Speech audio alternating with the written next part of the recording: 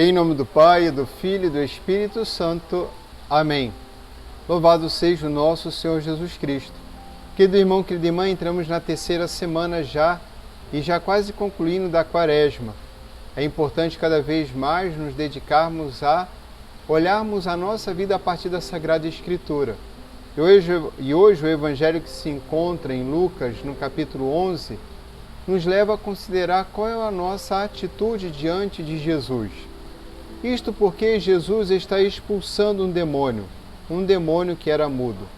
Bom, e aqueles que falavam olhando isso, e muitos ficavam admiradas, mas algumas pessoas diziam, é por Belzebu, príncipe dos demônios, que ele expulsa os demônios. Como se a força de Jesus, que é a própria ação do Espírito de Deus, o próprio amor de Deus, fosse feito pela própria ação diabólica e destrutiva do mal. Como a inversão das coisas acontece de modo tão fácil no coração do homem por conveniência e interesse. Atribuem a Jesus o fato dele expulsar demônios pela força do próprio demônio, porque não querem expulsar os próprios demônios, permitir que Jesus expulse os demônios de suas vidas. Querem continuar vivendo sobre a escravidão do demônio, não aceitando o senhorio de Jesus, escravos e presos aos prazeres da terra.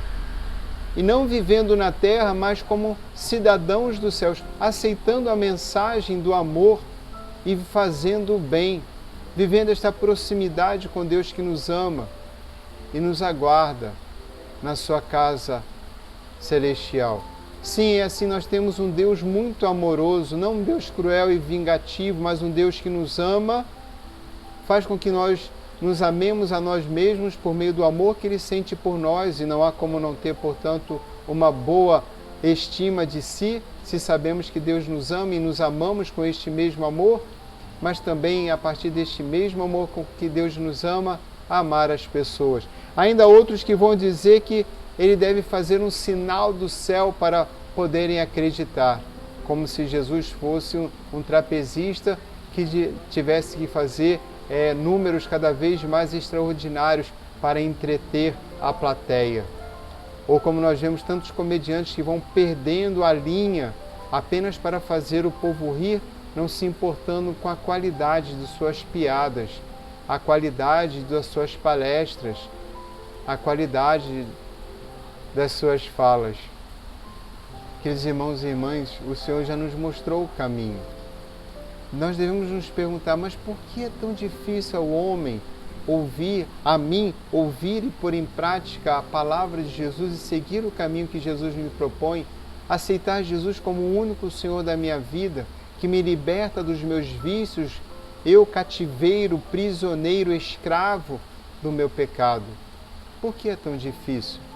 A primeira leitura vai nos dizer que se encontra em Jeremias, o Senhor mesmo vai nos dizer, por meio da boca do profeta, que Ele enviou profetas e servos para anunciar a verdade, mas o povo se obstina a não ouvir, não escutar, não aceitar a correção e assim não responder de modo positivo o convite à conversão, à mudança de vida, não querem mudar de vida, não aceitam, portanto, este chamado de uma vida nova. Sim, é a vida nova que o Senhor tem para todos nós. A vida que o Senhor tem para mim e para você, porque tão facilmente, eu posso dizer, ficamos tão presos, tão fechados a ponto de não escutar, rejeitar, até mesmo brincar com aquilo que Jesus faz. Não olhar com amor o bem que a igreja inclusive faz, e as pessoas da igreja também o fazem, sempre duvidando, sempre questionando, sempre maliciando. Jeremias também nos dá essa resposta.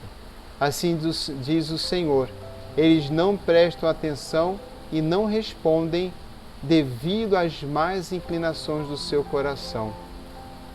Não apenas as inclinações, mas a permanecer no erro, porque diz assim então o profeta, obstinaram-se no erro.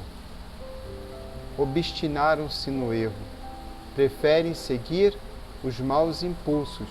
Como ouvimos em um domingo, Filipenses capítulo 3, nos dizia então São Paulo, são inimigos da cruz. Não aceitam o sofrimento como caminho de salvação, superação desta vida em vista da nossa caminhada, vivendo a palavra de Deus, aceitando a perseguição por sermos cristãos católicos, temos valores, mandamentos, obrigações e muita alegria certamente, porque caminhamos rumo ao céu. Um céu que já acontece agora, quando praticamos a oração, o jejum e a esmola, e não apenas no tempo da Quaresma. Queridos irmãos, estejamos atentos, irmãs, para não ficarmos obstinados nos nossos erros, seguindo as inclinações do nosso coração e não colocando em prática em nossas vidas verdadeiramente as renúncias que exigem as palavras de Jesus. O Senhor esteja convosco.